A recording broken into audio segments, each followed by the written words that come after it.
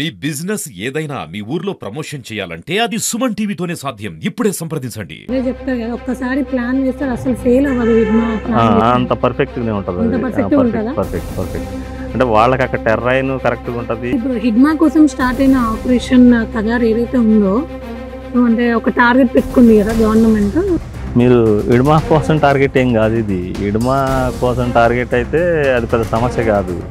ఇడ్మా కాదు, ఛత్తీస్గఢ్లో ఉన్న ఖనిజ వనరులు, సంపద. 6-7 నెలల నుంచి కూడా హిడ్మాని టార్గెట్ చేసి హిడ్మాని పట్టుకోవడానికే పోలీసులు అన్ని పనులు చేస్తున్నారు. మనకి ఇడ్మాని టార్గెట్ చేయడానికి కారణం ఏంటంటే మీకు జేగురుగొండ, చింతలనారు జేగురుగొండ అని ఒక సపరేట్ ఏరియా కమిటీ ఉంది. ఈ మనకు 2000 అన్న హిడ్మాతో కలిసి పనిచేసా అని చెప్పారు కదా.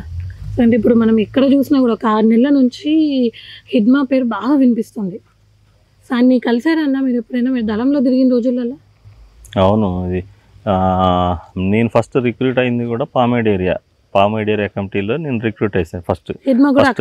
దళం నేను ఫస్ట్ నేను రిక్రూట్ అయింది పామేడ్ ఏరియా కమిటీలోనే. ఎక్కువ కాలం పనిచేసింది కూడా నేను ఛత్తీస్గఢ్లో ఉన్నప్పుడు పామేడ్ ఏరియాలోనే చేశాను. ఈ పామేడ్ ఏరియాలో ఇడ్మాది కూడా పామేడ్ ఏరియానే. వాళ్ళ ఊరు కూడా మా కమాండింగ్లోనే ఉంటుంది.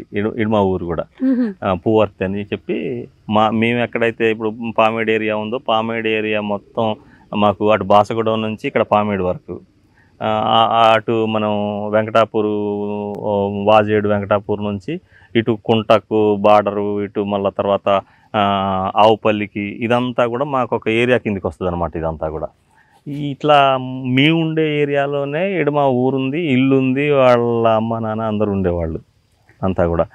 ఇడ్మా మా దళానికి ఇడ్మా వాళ్ళు మా దళంలోనే పనిచేసింది ఆయన కూడా. ఇడ్మా కూడా పరిచయమే.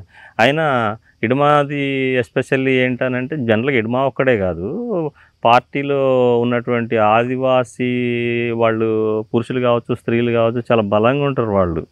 జనరల్గా ఆదివాసీలు వాళ్ళు స్థానికులు కదా, వాళ్ళు అక్కడ టెర్రైన్కి వాళ్ళు కరెక్ట్ అనమాట. ఇప్పుడు ఇడ్మా కూడా ఆదివాసీ కాబట్టి ఈయనకి ఇంకా ప్రత్యేకమైన క్వాలిఫికేషన్ ఏంటంటే ఇడ్మాకున్నది మిలిటరీ ట్రైనింగ్ ఇచ్చేవాడు. ఇడ్మా దళంలో ప్రతిరోజు మీకు ఉదయం సాయంత్రం 1 గంట గ్రౌండ్ చేయాల్సింది ఎవరైనా కూడా. ఇటు ప్రత్యేకంగా దళాలకి ట్రైనింగ్ ఇవ్వడంలో ఇడ్మాకి మంచి నైపుణ్యం ఉందన్నమాట. అట్లా ఆయన ఇన్స్ట్రక్చర్గా ఉండేవాడు. దళాలన్నిటికీ ఇప్పుడు కొత్త టీములన్నిటికీ కూడా ఆయన ట్రైనింగ్ ఇస్తాడు. ట్రైన్ చేసేవారంటే మరి హిడ్మాకి ఎలా తెలుసు?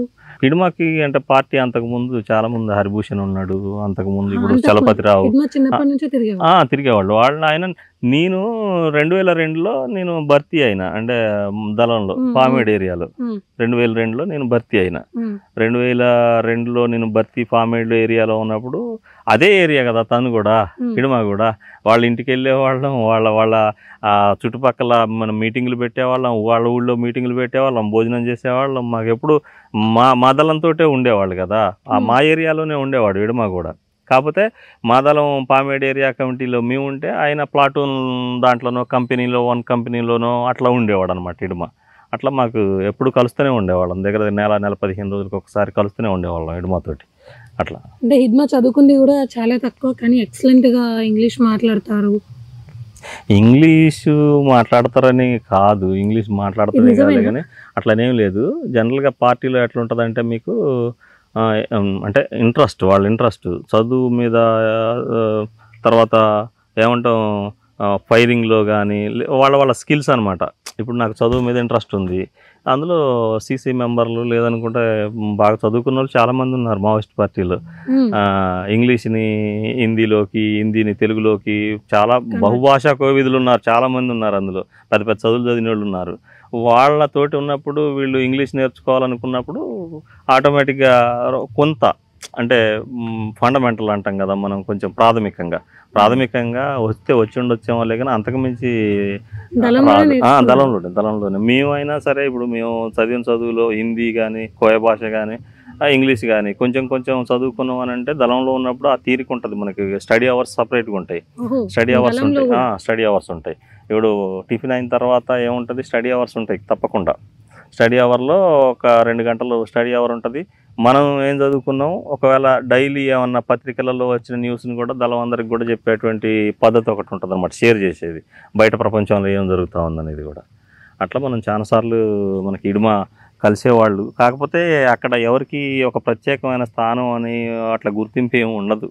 ఇప్పుడు మనం ఇక్కడ బయట అందరూ ఇంత పొడుగు అంత పొడుగు, ఈయన ఇంత పొడుగు అయినా అంత పొడుగు అనుకుంటాం, కానీ అక్కడ అంతా సమానత్వమే. నీకు సీసీ మెంబర్ అయినా ఒకటే, పార్టీ మెంబర్తో సమానమే, లేకపోతే సెంట్రల్ కమిటీ సెక్రటరీ అయినా పార్టీతోటి కింద కమిటీతో సమానమే.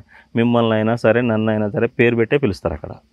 గత 6-7 నెలల నుంచి కూడా హిడ్మాని టార్గెట్ చేసి హిడ్మాని పట్టుకోవడానికే పోలీసులు అన్ని పనులు చేస్తున్నారు. అంటే హిడ్మా అంత స్పీడ్గా, అంత బ్లాస్టింగ్లలో అంత షార్ప్గా ఉంటాడా? మనకి ఇడుమాని టార్గెట్ చేయడానికి కారణం ఏంటంటే, మీకు జేగురుగొండ, చింతలనారు జేగురుగొండ అని ఒక సపరేట్ ఏరియా కమిటీ ఉంది. అది ఈ మనకు 2008-9 నాకు తెలిసి, అంటే టైము ఇయర్ గుర్తులేదులే, కానీ అక్కడ ఆయన బాధ్యుడిగా ఉన్నప్పుడు ఒక్కసారే 70 మంది సిఆర్పిఎఫ్ వాళ్ళని చంపేసిండు ఆయన. అంటే ఆయన వ్యూహంతో 76 మందో ఏమో ఆయన ఉచ్చులో పడ్డారు. అదే చెప్తారు కదా, ఒక్కసారి ప్లాన్ వేస్తారు అసలు ఫెయిల్ అవ్వదు. అంత పర్ఫెక్ట్గానే ఉంటుంది. పర్ఫెక్ట్ అంటే వాళ్ళకి అక్కడ టెర్రైన్ కరెక్ట్గా ఉంటుంది. కవ్వింపులు, వీళ్ళు చేసే కవ్వింపులు, పోలీస్ మీద కవ్వింపు చేస్తారనమాట. ఒక్కోసారి అది తెలవక వీళ్ళు ట్రాప్లో పడితే అయిపోతారు. ఇప్పుడు 70 మంది కవ్వింపులు అంటే జనరల్గా వాళ్ళని వీళ్ళ వైపు రప్పించుకుంటారు. ఏదో ఒకటి చిన్న ఇన్సిడెంట్ చేసేసి, లేదనుకుంటే వాళ్ళకి ఇన్ఫార్మర్లు ఉన్న వాళ్ళ దగ్గరికి పోయేసి ఉట్టిగానే కొంచెం అట్లా ఇంటిస్తారు అనమాట. అబ్బా ఇడుమా వచ్చి ఇక్కడ ఉన్నట్టు రాబోయి, పలానా దగ్గరే ఉన్నారు, 3 రోజుల నుంచి ఉన్నారు, 4 రోజుల నుంచి ఉన్నారు, అసలు వాళ్ళు ఏదో పనిలో ఉన్నారు అని చెప్పేసి అట్లా వాళ్ళ ఇన్ఫార్మర్ల దగ్గర జస్ట్ అట్లా మాట్లాడేస్తే వీడు పోయేసి అక్కడ చెప్పేస్తాడు అనమాట. ఇట్లా ఇడుమా దళం ఉందట, పలానా దగ్గర ఉందట, అసలు చాలా మంది ఉన్నారట, ఇట్లా అని చెప్తే వీళ్ళు పొరపాటున వెళ్ళిపోతారు. రీసెంట్గా కూడా ఆయన దగ్గరికి పోయి 2000 మంది చుట్టుముడితే కూడా అప్పుడు కూడా ఎంతమందిని చంపేశారుగా, 24 మందిని ఏమో రీసెంట్గా కూడా ట్రాప్లో పడ్డారు వాళ్ళు కూడా పోయి. అట్లా అందుకే ఇడుమ అంటే డేంజర్ అని అంటే ఆయన పసిగట్టడంలో కానీ, వ్యూహం రచించడంలో కానీ నెంబర్ 1 అట్లా చేయగలుగుతాడు ఆయన ఇడుమ. అది ఆదివాసీ బిడ్డ ఆయన కూడా. ఆయన వేసే వ్యూహాలే ఆయన అంత స్థాయికి తీసుకుని. ప్రధానమైంది అయితే మీకు ఇడుమాని అంత పెద్దగా చేసిన ఘటన అయితే చింతలనారు జేగురుగొండ ఘటన. 76 మంది సిఆర్పిఎఫ్ వాళ్ళు, ఆ తర్వాత 24 మంది.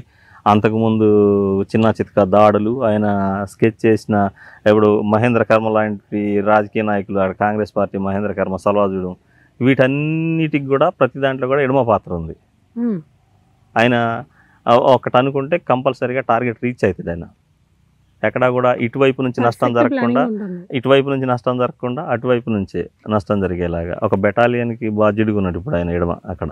ఇప్పుడు హిడ్మా కోసం స్టార్ట్ అయిన ఆపరేషన్ కగార్ ఏదైతే ఉందో, అంటే ఒక టార్గెట్ పెట్టుకుంది కదా గవర్నమెంట్, వచ్చే సంవత్సరం మార్చి 2026 వరకు అసలు మావోయిస్ట్ అనేది లేకుండా చేస్తామని.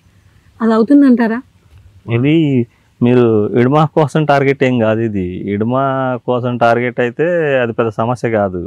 ఇడుమా కాదు, ఛత్తీస్గఢ్లో ఉన్న ఖనిజ వనరులు, సంపద, అటవీ సంపద, ఖనిజాలు, ఈ భూగర్భంలో ఉన్నటువంటి సంపద, తర్వాత కార్పొరేట్ కంపెనీల ప్రయోజనాలు, ఇవన్నీ ఉన్నాయి. ఒక ఇడుమా కాదు అక్కడ. ఇలా మీకు ఒక కార్పొరేట్ కంపెనీ కానీ, బహుళజాతి కంపెనీ కానీ ఇవాళకి 1986 నుంచి ఇవాళకి కూడా అక్కడ ఒక కంపెనీ కూడా కాలు పెట్టలేకపోయింది. ఇవాళ జిందాల్ కావచ్చు, మిట్టల్ కావచ్చు, లేదనుకుంటే పెద్ద పెద్ద బహుళజాతి కంపెనీలు ఉన్నాయి ఇవాళ. ఇప్పుడు మన దగ్గర బొగ్గు దోవుకొని పోయే కంపెనీలు కావచ్చు, ఐరన్ ఓర్ దోవుకొని పోయే కంపెనీలు కావచ్చు, ఎవ్వరు కూడా ఛత్తీస్గఢ్లో అడుగు పెట్టడానికి సాహసించట్లేదు. ఎందుకు సాహసించట్లేదు అని అంటే మావోయిస్టులు ఉన్నారు అక్కడ. ప్రజల్ని, ఆదివాసీలను వాళ్ళు చైతన్యవంతం చేస్తూ ఉన్నారు. వాళ్ళని రానివ్వట్లేదు. వాళ్ళకి భయపడి ఎక్కడైనా కంపెనీ పెడదామంటే కూడా వాళ్ళు ఎక్కడొచ్చి పేల్చేస్తారో అనేది వాళ్ళు ప్రభుత్వం వాళ్ళ ధైర్యం చేయలేకపోతా ఉంది అక్కడ కంపెనీలు పెట్టడానికి. కాబట్టి ఇక్కడ ఇడుమా గురించి కగార్ ఆపరేషన్ కాదు, మొత్తంగా ఆదివాసీల్లో మావోయిస్టులను లేకుండా చేయడమే దీని ఉద్దేశం అనమాట. అక్కడ సంపదను దూసుకొని పోవడం కోసం.